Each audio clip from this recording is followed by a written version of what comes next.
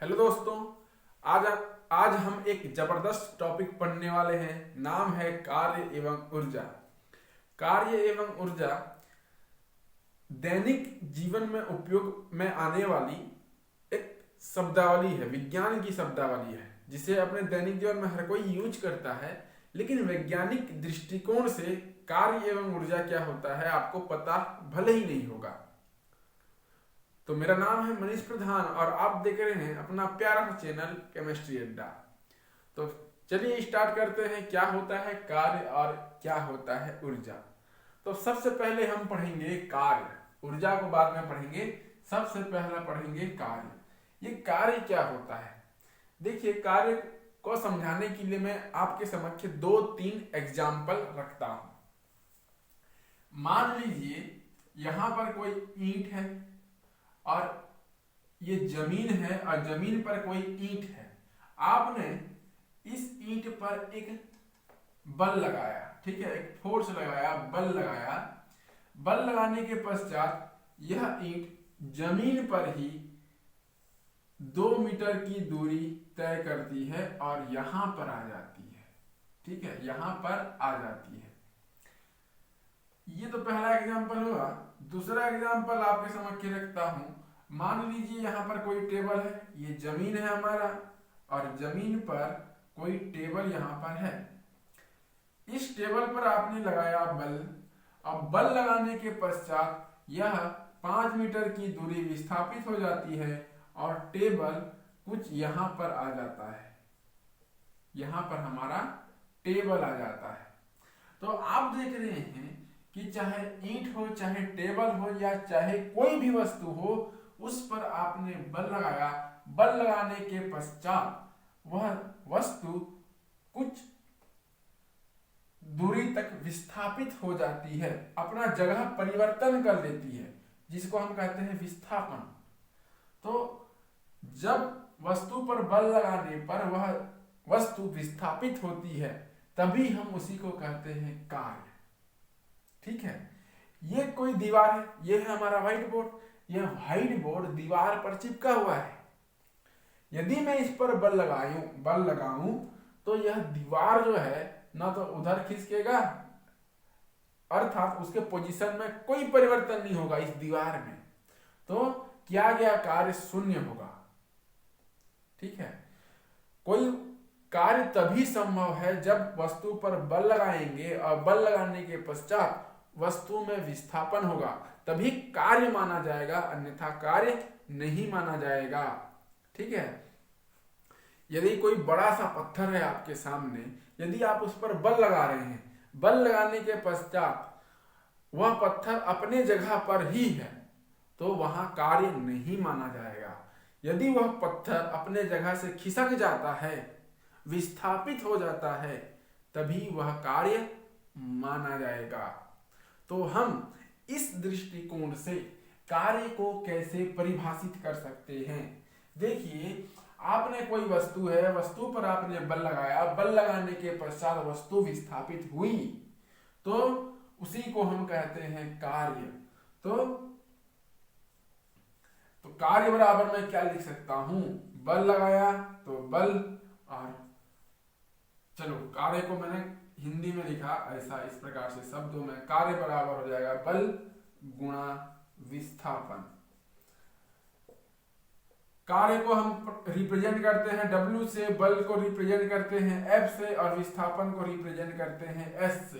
तो फार्मूला हो जाएगा W बराबर F इंटू S।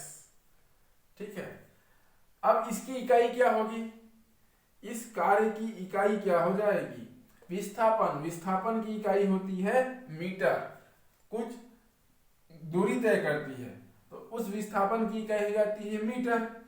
और यहाँ पे बल है, बल की इकाई होती है न्यूटन, तो न्यूटन मीटर। तो बल की इकाई क्या हो जाएगी, सॉरी, कार्य की इकाई क्या होगी, कार्य की इकाई होगी न्यूटन मीटर। और इस न्यूटन मीटर को हम लिख देते हैं जूल। इस न्यूटन मीटर को हम लोग जूल भी लिखते हैं। रिप्रेजेंट करते हैं केवल और केवल जे से।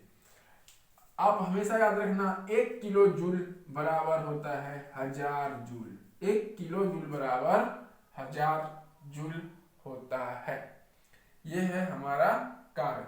कार्य बराबर N इंटू एम। चलिए यहाँ पर एक न्यूमेरिकल क्वेश्चन देख लेते हैं। आई होप कार्य किसे कहते हैं समझ में आ गया होगा। अब हम यहाँ पर एक आंकिक प्रश्न देखते हैं। आंकिक प्रश्न। आंकिक प्रश्न क्या कहता है? यदि कोई वस्तु पर, क्वेश्चन फर्स्ट, क्वेश्चन क्या कहता है? किसी वस्तु पर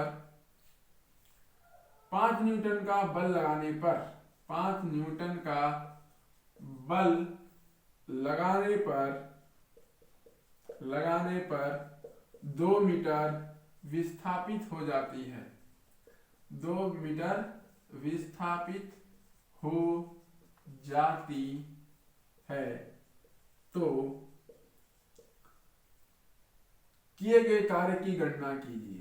किए गए कार्य की गणना कीजिए। इसका उत्तर बताइए। तो इसका हल देखिए, इसका सॉल्यूशन क्या होगा? देखिए 5 न्यूटन का बल लग रहा है, कार्य की गणना कीजिए बोल रहा है। अब हम जानते हैं कार्य बराबर होता है बल गुणा विस्थापन। बल कितना लग रहा है? 5 न्यूटन का, तो मैंने लिख दिया यहाँ 5 न्यूटन, गुणा विस्थापन कितना हो रहा है? 2 मीटर का, तो यहाँ पे मैंने लिख दिया 2 मीटर। तो 5 दूनी कितना होता है? 10। न्यूटन मीटर बराबर होता है जूल। तो किया गया कार्य किसके बराबर है? 10 जूल के बराबर है। इस प्रकार से आंकिक प्रश्न यहाँ से पूछता है। देखिए यहाँ पे मैंने यदि लिख दिया 7 न्यूटन, यहाँ पे यदि मैं लिख दिया 7 न्यूटन का बल लगाने पर 2 मीटर विस्थापित हो, 2 मीटर ना लिख के मैं यहाँ पे लिख देता हूँ 8 मीटर विस्थापित हो जाती है। तो किए गए कार्य की गणना कीजिए। तो आपका उत्तर क्या होगा? फार्मूला में पुनः रखेंगे W बराबर Fs। F का मान है 7 न्यूटन और S का मान है 8 मीटर। तो बराबर 8 7 56 जूल किए गए कार्य की गणना हो जाएगी। 56 जूल कार्य करेगा वह वस्तु। तो इस प्रकार से आंकिक प्रश्न पूछे जाते हैं कार्य से। अब कार्य तो यहाँ पे समाप्त होता है। अब ऊर्जा क्या होती है? ऊर्जा क्या होती है थोड़ा सा सोच लीजिए। ऊर्जा शब्द का इस्तेमाल भी आप अपने दैनिक जीवन में करते हैं, लेकिन वैज्ञानिक दृष्टिकोण से यह भी आपको पता नहीं होगा कि यह ऊर्जा क्या होता है, या आप कभी सोचे नहीं होंगे। तो आज चलिए सोचते हैं कि ये ऊर्जा क्या होती है। इसके लिए मैं आपको पुनः कई सारे एग्जाम्पल देता हूं। क्या क्या एग्जाम्पल देता हूं? आपने कभी दीवार पर कील ठोकी होगी। कील, दीवार पर यदि कील है, कील को हम किसकी सहायता से ठोकते हैं? हथौड़े की सहायता से मारते हैं, तो यह कील दीवार पर चली जाती है। ये तो हुआ पहला उदाहरण। दूसरा उदाहरण देखिए। दूसरा उदाहरण यह है कि गर्मी के दिनों में आम के पेड़ में यदि आम फला होगा तो आप पत्थर उठाते हैं और आम को गिरा देते हैं पत्थर मार के, तो वह आम नीचे गिर जाता है। किसी पुस्तक को आप टेबल से उठाते हैं और आप पढ़ते हैं, पुनः आप उसी टेबल पर रख देते हैं। बैलून है, गुब्बारा को आप फुलाते हैं, जब गुब्बारे को आप दबाते हैं तो वह सिकुड़ जाता है, और जब आप अत्यधिक जोर से फुलाते हैं, उस गुब्बारे में हवा भरते हैं, तो वह फट जाता है। तो जितना भी मैंने यहाँ पर उदाहरण दे रहा हूं, वहां पर कुछ ना कुछ तो कार्य हो रहा है, और प्रत्येक वस्तु पर कुछ न कुछ ऊर्जा है, इसीलिए कार्य हो रहा है। अर्थात ऊर्जा और कार्य दोनों एक दूसरे से रिलेटेड हैं। तो इन उदाहरणों को मैं जब आपके समक्ष में रखा, तो यदि किसी वस्तु पर ऊर्जा है तभी वह कार्य कर सकता है। आपके शरीर के अंदर ऊर्जा है तभी आप पुस्तक को रख सकते हैं, एक जगह से दूसरे जगह में रख पा रहे हैं। आपके शरीर में ऊर्जा है तभी आप बलून में हवा भर पा रहे हैं। आपके शरीर में ऊर्जा है तभी आप आम के पेड़ से आम को पत्थर मार के गिरा पा रहे हैं। तो मैं क्या कह सकता हूं, ऊर्जा किसे कहते हैं? यदि प्रश्न पूछ लिया जाए आपको तो आप क्या कह सकते हैं? तो ऊर्जा होता है कार्य करने की क्षमता। एक शब्द में कहूं तो कार्य करने की क्षमता, कार्य करने की क्षमता ऊर्जा कहलाती है। कार्य करने की क्षमता ऊर्जा कहलाती है। तो जो कार्य करने की क्षमता है वही ऊर्जा है। तो ऊर्जा की इकाई क्या होगी? इकाई वही होगी जो कार्य की है। कार्य की इकाई जूल है तो इस ऊर्जा की इकाई भी जूल होगी। जूल होगी, इसे जे से रिप्रेजेंट किया जाता है। क्लियर है इतनी बात? अब जो ऊर्जा है, यह ऊर्जा कितने प्रकार की हो सकती है? देखिए ऊर्जा के प्रकार, ऊर्जा के प्रकार देख लेते हैं। ऊर्जा कई प्रकार के हो सकते हैं। पहला, गतिज ऊर्जा हो सकती है। दूसरा, स्थितिज ऊर्जा हो सकती है। तीसरा, रासायनिक ऊर्जा हो सकती है।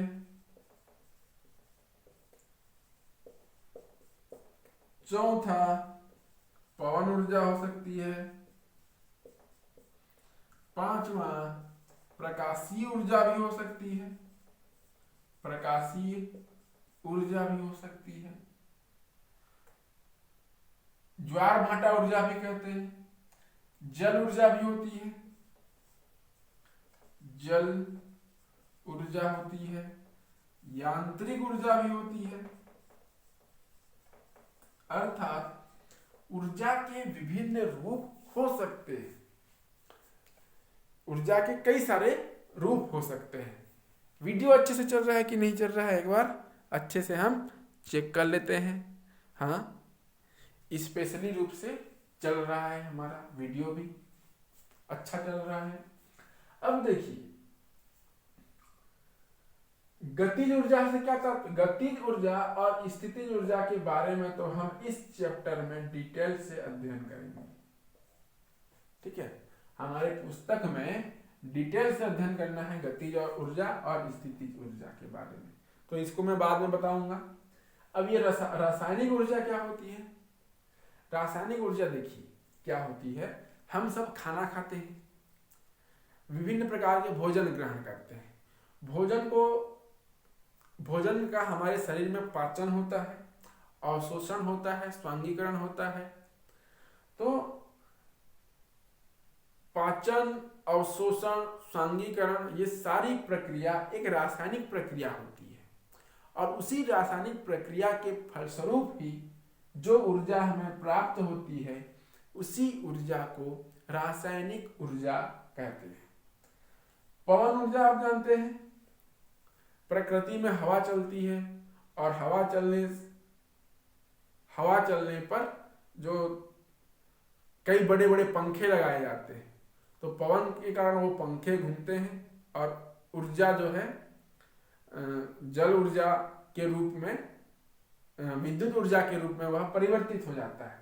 तो पवन के कारण, हवा के कारण जो ऊर्जा होती है उसे हम पवन ऊर्जा कहते हैं। प्रकाशीय ऊर्जा आप लोग जानते हैं, सूर्य इसका महत्वपूर्ण स्रोत होता है, प्रकाशीय ऊर्जा। जल ऊर्जा जानते हैं, जल के कारण जो ऊर्जा होती है उसे जल ऊर्जा। यांत्रिक ऊर्जा क्या कहलाती है? यंत्र, जो मशीन में निहित ऊर्जा होती है, बड़े बड़े मशीन, कल कारखाने होते हैं, तो उसमें जो ऊर्जा निहित होती है उसे यांत्रिक ऊर्जा कहते हैं। अब ये सारे ऊर्जा तो आपको समझ में आ गया, लेकिन हमें डिटेल एक्सप्लेनेशन किनका करना है, गतिज ऊर्जा और स्थितिज ऊर्जा का। तो हमें अब पढ़ना है गतिज ऊर्जा के बारे में। सबसे पहले हम लोग पढ़ेंगे, ये सारा चीज आप लोग नोट कर लिए होंगे। चलिए अब हम लोग हेडिंग डालते हैं गतिज ऊर्जा। सबसे पहला है गतिज ऊर्जा। अब ये गतिज ऊर्जा क्या होती है? देखिए, किसी भी वस्तु में कई सारे ऐसे वस्तु हैं, आपने दैनिक जीवन में देखा होगा, जिनमें गति होगी।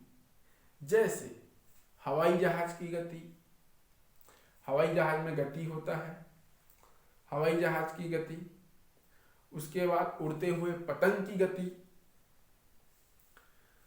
और जब बाल को हम मारते हैं, क्रिकेट गेम खेले होंगे, बाल को मारने पर वह जब उड़ती है तो उसकी गति, पत्थर की गति, बॉल की गति। ठीक है, तो ऐसा कोई भी वस्तु जिसमें गति होगी तो उस गति के कारण जो ऊर्जा होगी उसी को हम लोग कहते हैं गतिज ऊर्जा। अर्थात किसी वस्तु के गति के कारण निहित ऊर्जा को हम गतिज ऊर्जा कहते हैं। किसी वस्तु के गति के कारण निहित ऊर्जा,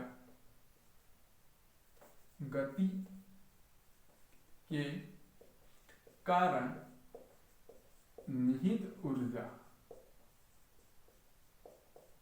किसी वस्तु के गति के कारण निहित ऊर्जा गतिज ऊर्जा कहलाती है।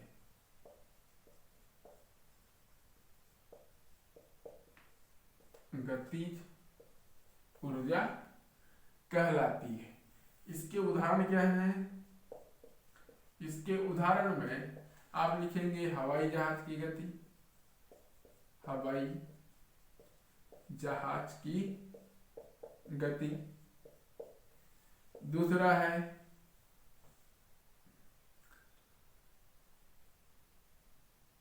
क्या एग्जांपल लिख सकते हैं? और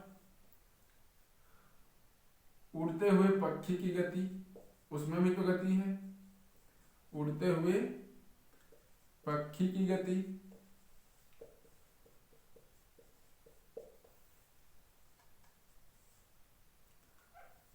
उसके बाद नीचे गिरते हुए फल की गति,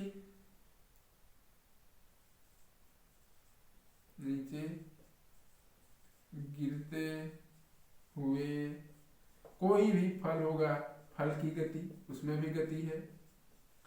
उसके बाद आप लोग देखेंगे मोटरसाइकिल की गति, चलते हुए मोटरसाइकिल की गति लिखना, चलते हुए, या मैं वाहन लिख दे रहा हूं, वाहन की गति। ये सारे के सारे किसके उदाहरण हैं? गतिज ऊर्जा के ही उदाहरण हैं। चलिए अब यहां पे एक डेरिवेशन करता हूं मैं, इसका गणितीय रूप मैं निकालता हूं। गणितीय रूप, किसका गणितीय रूप? गतिज ऊर्जा का। गतिज ऊर्जा का गणितीय रूप आप लोग लिख लेना,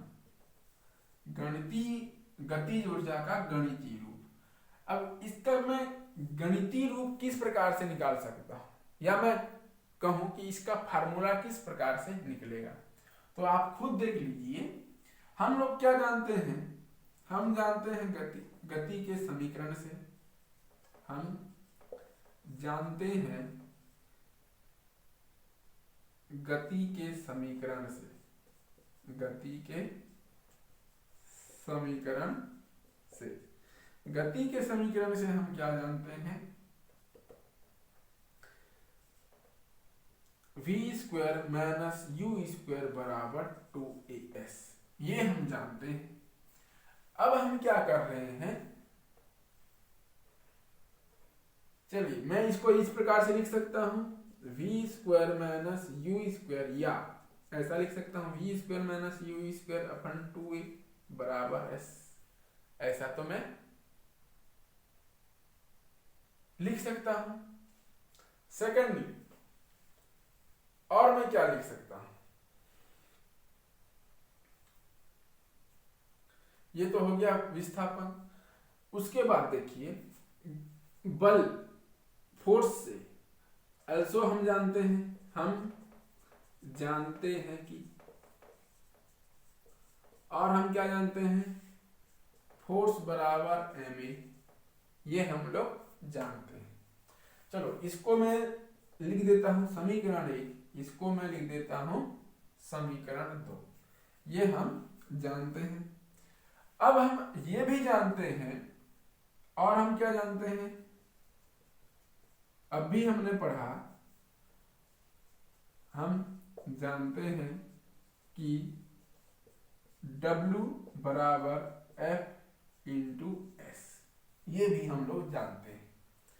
तो देखो समीकरण 3 मैं ले लेता हूं इसको, तो हम फार्मूला तो रख सकते हैं, S हमें पता है, F हमें पता है, तो हम W यहां पर जो है वहां पर हम लोग फार्मूला लिख सकते हैं। और क्या लिख सकते हैं हम लोग, ये लिख सकते हैं कि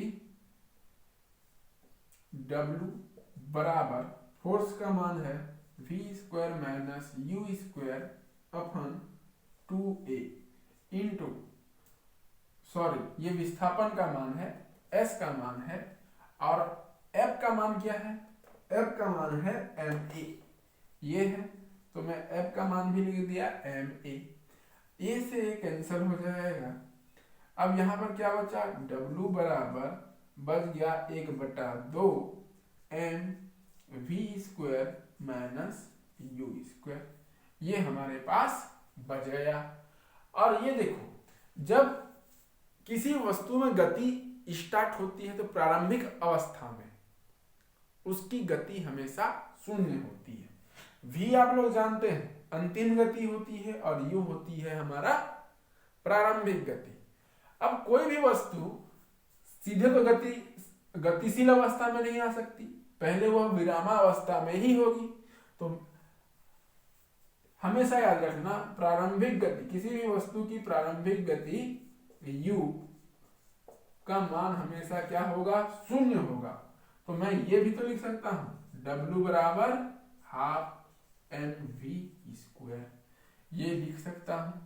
और हम लोग जानते हैं कि कार्य करने की क्षमता ऊर्जा कहलाती है, क्योंकि यहाँ पर गतिज ऊर्जा है तो जो कार्य है वही ऊर्जा है, तो मैं यहाँ पे E लिख सकता हूँ। क्योंकि यहाँ पे गतिज ऊर्जा है तो कैनेटिक बोलते हैं उसको, तो E के बराबर हाफ mv स्क्वायर लिख सकता हूँ। अर्थात कैनेटिक ऊर्जा का फार्मूला क्या हो जाएगा, हाफ mv स्क्वायर इसका फार्मूला हो जाएगा। क्लियर है, ये हमारे पास फार्मूला आ गया है। यहाँ पर यदि आपको स्क्रीनशॉट यहाँ पर लेना है तो आप स्क्रीनशॉट भी यहाँ पर ले सकते हैं। चलिए अब प्रश्न स्टार्ट करते हैं। गतिज ऊर्जा से संबंधित प्रश्न है। पहला प्रश्न है ये, 15 किलोग्राम की एक वस्तु 4 मीटर प्रति सेकंड के एक समान वेग से गतिशील है, तो वस्तु की गतिज ऊर्जा ज्ञात कीजिए। अभी हमने फार्मूला देखा, गतिज ऊर्जा E के बराबर होता है हाफ mv स्क्वायर, ये हमारा फार्मूला है। अब देखिए फार्मूला में हाफ है, द्रव्यमान दिया हुआ है m 15 किलोग्राम, और v क्या है, v है वेग, तो वेग कितना दिया हुआ है 4 मीटर, तो 2 बार हमको 4 लिखना है, तो 2 बार मैंने 4 मीटर पर सेकंड 4 मीटर पर सेकंड लिख दिया। 2 एकम 2 दूनी 4, 15 दूनी 30 और 30 चौक 120 जूल। तो यहाँ पर जो काइनेटिक एनर्जी का मान आ जाएगा वह आ जाएगा 120 जूल, इसका उत्तर आएगा। क्लियर है, यहाँ पर गतिज ऊर्जा से संबंधित प्रश्न है यह। अब गतिज ऊर्जा तो यहाँ पे कंप्लीट होता है। अब हम देखते हैं स्थितिज ऊर्जा के बारे में। ठीक है, गतिज ऊर्जा यहाँ पे समाप्त होता है। गतिज ऊर्जा का फार्मूला हमने डिराइव कर लिया, गतिज ऊर्जा से संबंधित प्रश्न देख लिया, गतिज ऊर्जा क्या होता है देख लिया। अब हम देखते हैं स्थितिज ऊर्जा क्या होती है। तो नेक्स्ट टॉपिक है हमारा सेकंड, स्थितिज ऊर्जा।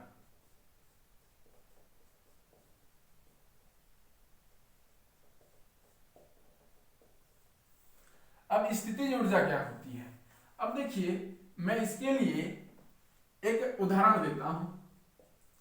उदाहरण पहला है कि मैं एक स्प्रिंग ले लेता हूं। इस प्रकार का मान लीजिए कोई एक स्प्रिंग है और ये स्प्रिंग के दो छोर हैं। स्प्रिंग के दोनों छोर को मैं हाथ से पकड़ता हूं। हाथ से पकड़ के यदि मैं खींचूं दोनों स्प्रिंग को, तो ये स्प्रिंग जो है कुछ इस तरह से जो है फैलने लगता है। और यदि मैं इस स्प्रिंग को छोड़ दूं, ठीक है, यदि मैं इस स्प्रिंग को छोड़ दूं तो पुनः इसी अवस्था में आ जाएगा। ठीक है, ये स्प्रिंग की प्रारंभिक अवस्था है। स्प्रिंग को यदि मैं खींचूं तो इस अवस्था में आ जाएगा, फैलेगा वह, और इस स्प्रिंग को छोड़ दूं तो वह अपनी प्रारंभिक अवस्था में आ जाएगा। सिमिलरली मैं एक दूसरा उदाहरण देता हूं। मैं एक रबर का टुकड़ा लेता हूं, रबर, यह मान लीजिए एक रबर, और इस रबर को मैं दोनों सिरों से पकड़ता हूं और खींचता हूं, तो इसकी लंबाई में तो वृद्धि होगी। ठीक है, इसकी लंबाई में वृद्धि होते चले जाएगी। और यदि मैं इस रबर को छोड़ूं तो यह पुनः अपनी प्रारंभिक अवस्था में आ जाएगा। अब इसका तात्पर्य क्या हुआ, ऐसा क्यों हुआ कि स्प्रिंग को हमने खींचा और छोड़ दिया तो वह अपनी प्रारंभिक अवस्था में आ गया। रबर को हमने पकड़ा और खींचा और उसको छोड़ दिया तो वह भी अपनी प्रारंभिक अवस्था में आ गया। इसका कारण क्या है? तो यदि हम वैज्ञानिक तरीके से इसको हम सोचें तो इसका तात्पर्य यह हुआ कि हमारे शरीर में ऊर्जा निहित है। हम भोजन करते हैं, रासायनिक ऊर्जा है, रासायनिक ऊर्जा रासायनिक प्रक्रिया होती है और हमें ऊर्जा मिलती है। तो हमारे शरीर पर जो ऊर्जा है उस ताकत को हमने स्प्रिंग में लगाया। स्प्रिंग में लगाने पर जब हम स्प्रिंग को खींचा हमने, तो हमारे शरीर की ऊर्जा, हमारे हाथों की ऊर्जा उस स्प्रिंग में चली गई और हमारे हाथों की ऊर्जा उस स्प्रिंग में स्थितिज ऊर्जा के रूप में समाहित हो गई। ठीक है, स्थितिज ऊर्जा के रूप में संचित हो गई, समाहित हो गई।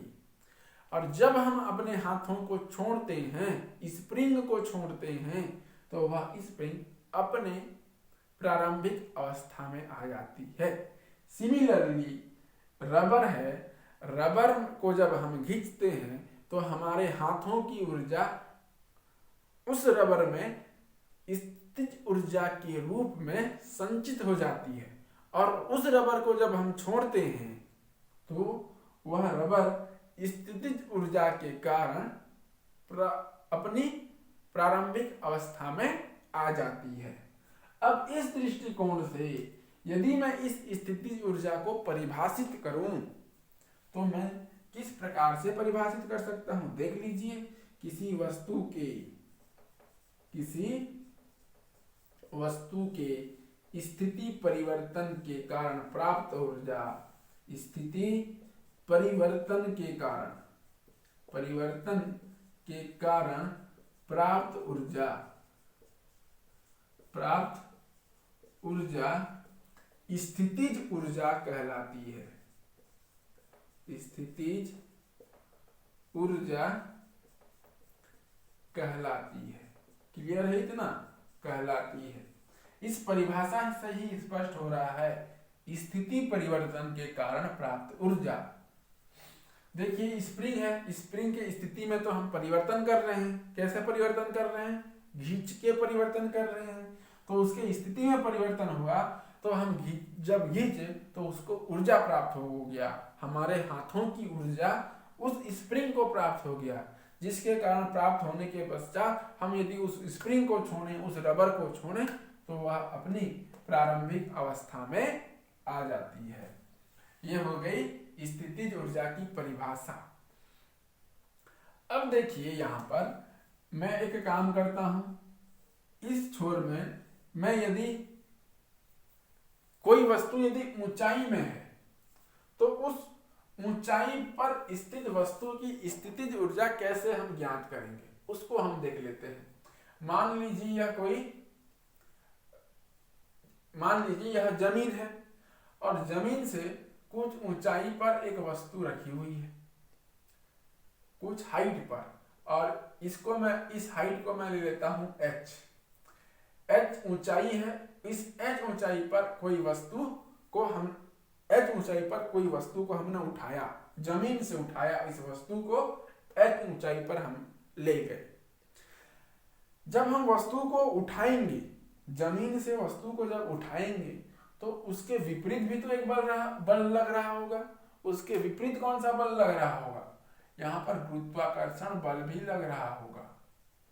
गुरुत्वाकर्षण बल इसके विपरीत लग रहा होगा। तो यहाँ पर हमने तो कार्य किया, वस्तु को जब हमने उठाया जमीन से तो यहाँ पर हमने कार्य किया, और कार्य बराबर होता है बल गुणा विस्थापन। अब इस बल का फार्मूला होता है ma, लेकिन यहाँ पे जो बल काम कर रहा है वह गुरुत्वाकर्षण बल काम कर रहा है। तो गुरुत्वाकर्षण के केस में हमने देखा था F बराबर mg भी लिख सकते हैं। त्वरण की जगह हम क्या लिख सकते हैं? त्वरण की जगह हम g भी लिख सकते हैं। तो यहाँ पर देखिए फोर्स की जगह मैं क्या लिख सकता हूँ? mg लिख सकता हूँ। और विस्थापन कितना हुआ? कितनी दूरी वह विस्थापित हुआ? जितनी इसकी ऊंचाई होगी उतनी ही दूरी वह विस्थापित हुई होगी, अर्थात उतनी ही दूरी वह तय की गई होगी। तो अर्थात विस्थापन के जगह मैं क्या लिख सकता हूँ? h लिख सकता हूँ। तो किया गया कार्य कितना हो जाएगा? mgh हो जाएगा। और जो कार्य होता है वही ऊर्जा होती है, कार्य करने की क्षमता ऊर्जा कहलाती है। तो यहाँ पर कौन सी ऊर्जा है? स्थितिज ऊर्जा है। तो मैं इसको क्या लिख सकता हूँ? EP, पोटेंशियल एनर्जी कहते हैं इसे इंग्लिश में। तो EP बराबर क्या लिख सकता हूँ मैं? mgh लिख सकता हूँ। तो पोटेंशियल एनर्जी का जो फार्मूला होता है ऊंचाई के सापेक्ष में वो होता है mgh। क्या होता है? mgh होता है। क्लियर है? यह ऊंचाई के सापेक्ष में पोटेंशियल एनर्जी का फार्मूला है यह EP = mgh। और ये है हमारा परिभाषा, और ये एग्जाम्पल 1 और 2। ठीक है, उदाहरण हो गए, परिभाषा हो गया, इसका उदाहरण हो गया, और इसका फार्मूला भी हमारे पास आ गया। अब हम क्या करेंगे, इसके कुछ न्यूमेरिकल क्वेश्चन देख लेते हैं इस स्थितिज ऊर्जा से संबंधित। अब हम देखेंगे स्थितिज ऊर्जा से संबंधित एक न्यूमेरिकल। चलो इसको मैं इधर रहने देता हूं, ये फार्मूला को मैं इधर रहने देता हूं, EP = mgh। तो क्वेश्चन क्या है हमारा? क्वेश्चन है कि 12 किलोग्राम की एक वस्तु, 12 किलोग्राम की एक वस्तु निश्चित ऊंचाई पर है, निश्चित ऊंचाई पर है। 12 किलोग्राम की एक वस्तु निश्चित ऊंचाई पर है तथा इसकी स्थितिज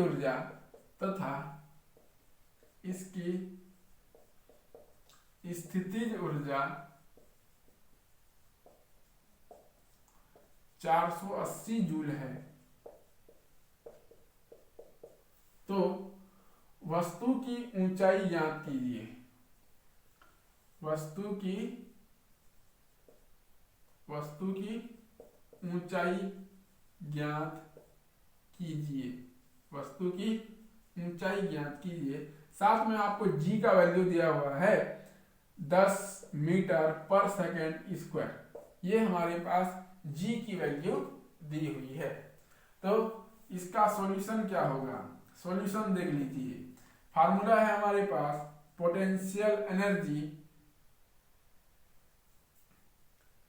पोटेंशियल एनर्जी बराबर m into M G H, ये दिया हुआ है।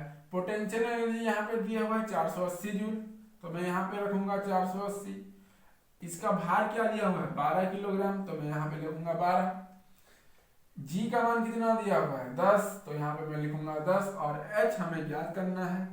अब 12 इंटू 10 बराबर 120 होगा, तो 480 12 और 10 को इधर पक्षांतर किया अर्थात 120 को इधर पक्षांतर किया, और h यहाँ पे है, तो 0 से 0 कैंसल, 12 एकम 12, 12 चौं 48, तो h का मान कितना आ जाएगा 4, तो h का मान हमारे पास आ गया 4 मीटर। तो यही हमारा आंसर हो जाएगा। यदि आपको स्क्रीनशॉट लेना है तो स्क्रीनशॉट आप ले सकते हैं। आई होप आपको समझ में आया होगा। अब स्थितिज ऊर्जा भी आपको समझ में आ गई, बहुत बढ़िया। आप लोग अच्छे स्टूडेंट्स हैं, सब होशियार स्टूडेंट हैं। हर टॉपिक आपको धीरे धीरे होले होले सभी को समझ में आ रहा है। अब हम बात कर लेते हैं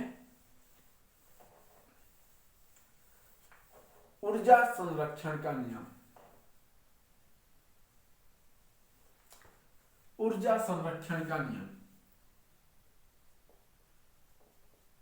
ऊर्जा संरक्षण का नियम, इसकी हम बात कर लेते हैं थोड़ी सी कि यह ऊर्जा संरक्षण का नियम क्या है। देखिए, एक काम करते हैं हम,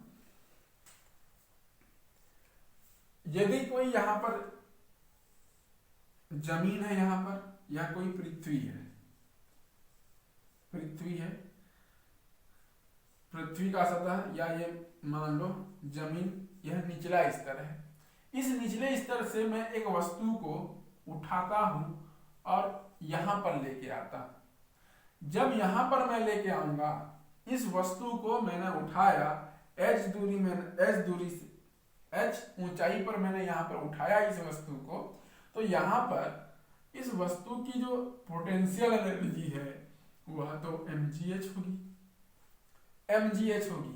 लेकिन यदि इसकी काइनेटिक एनर्जी की बात करूं, काइनेटिक एनर्जी का मान यहां पर 0 होगा, लेकिन पोटेंशियल एनर्जी का मान mgh होगा। ठीक है।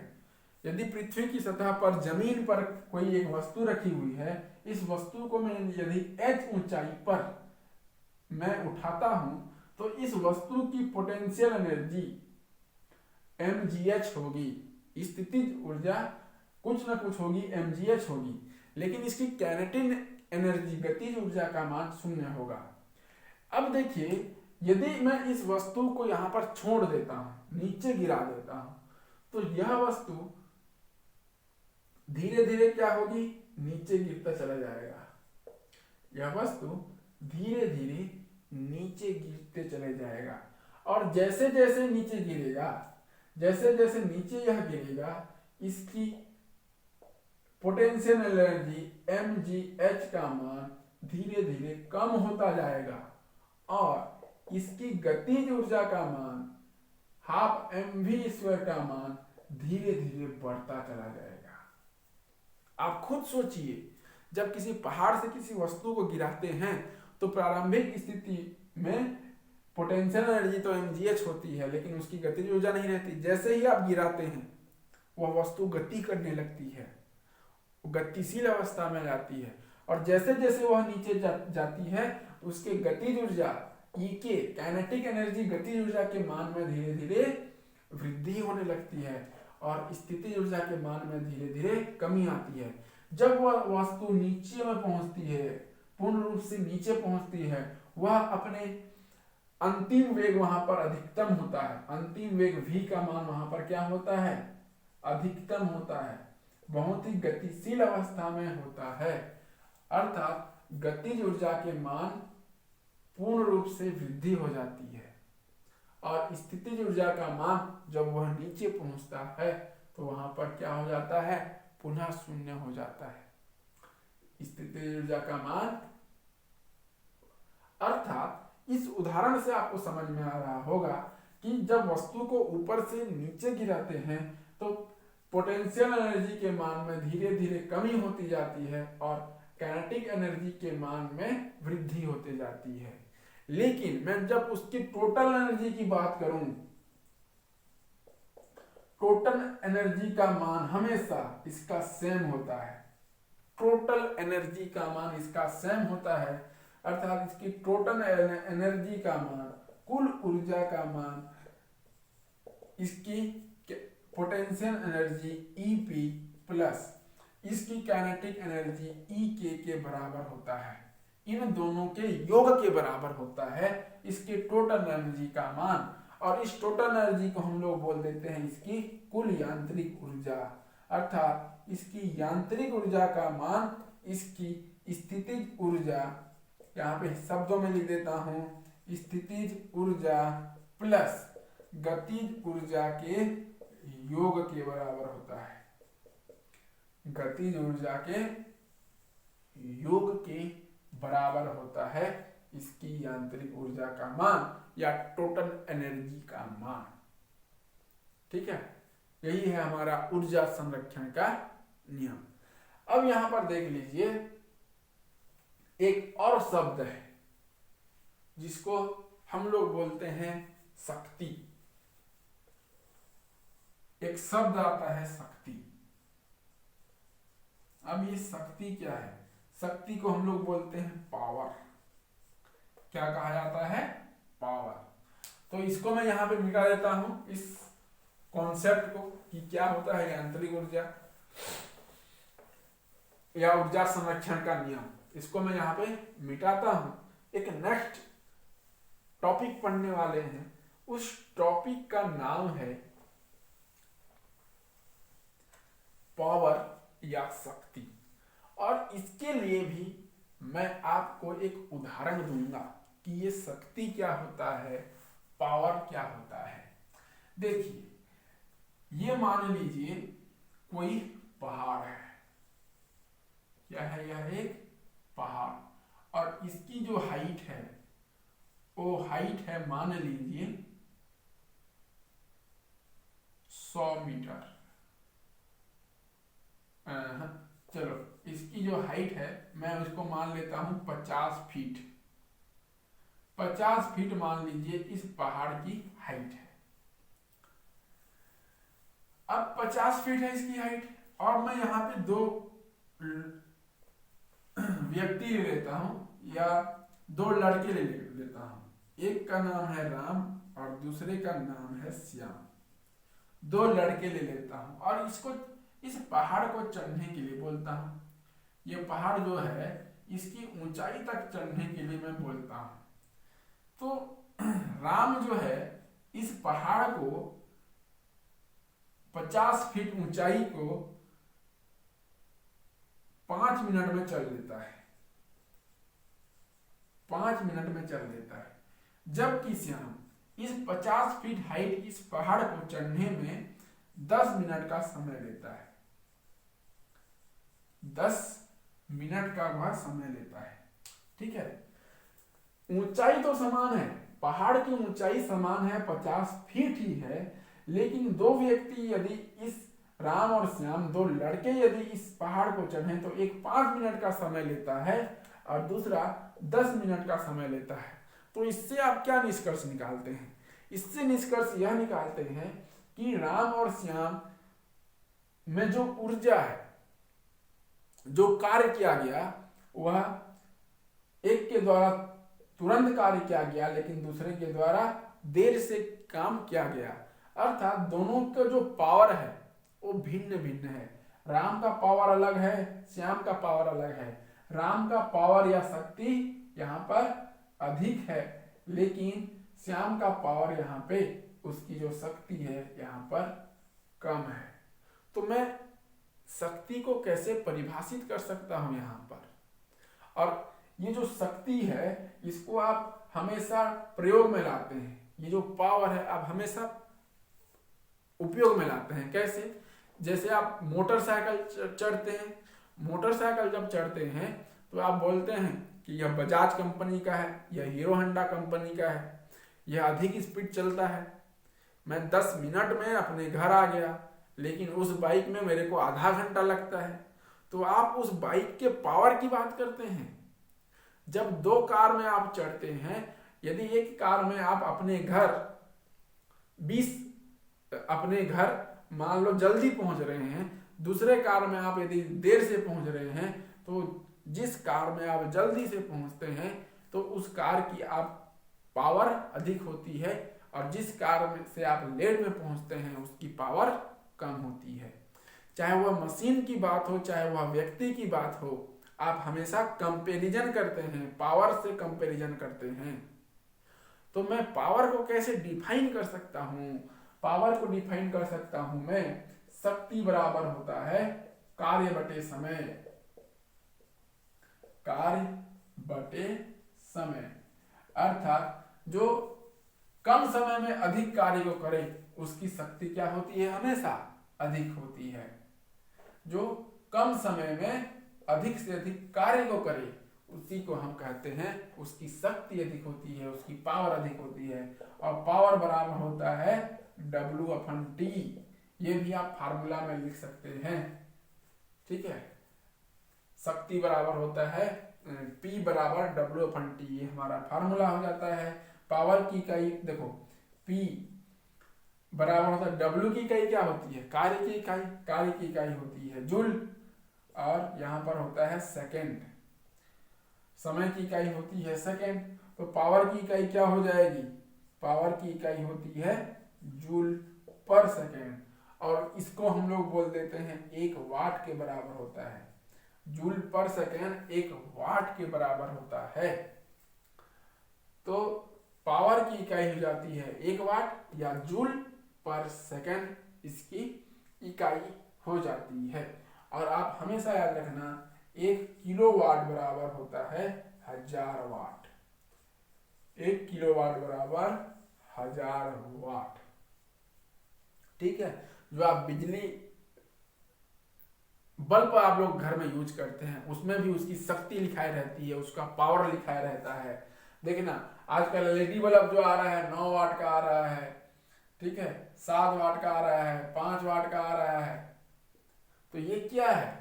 जो पहले जो सादा बल्ब आता था वो 60 वाट का आता था और 100 वाट का आता था। 60 वाट और 100 वाट का आता था। तो प्रत्येक जो मशीन है, प्रत्येक व्यक्ति है, या प्रत्येक जो काम आने वाली वस्तुएं हैं, प्रत्येक की एक पावर होती है। और पावर बराबर हमेशा याद रखना W/T, कार्य बटा समय। तो आई होप आप सभी को जो यह लेक्चर है कार्य एवं ऊर्जा है, आप सभी को समझ में आया होगा। तो यहाँ पे ये चैप्टर जो है फिनिश होता है। जितने भी यहाँ पे कॉन्सेप्ट हैं और उस कॉन्सेप्ट से संबंधित न्यूमेरिकल क्वेश्चन हैं उसको मैंने यहाँ पर बताया है। तो यहाँ पे यह चैप्टर फिनिश होता है। तो आज की क्लास इतने में ही समाप्त करते हैं। जय हिंद, जय भारत।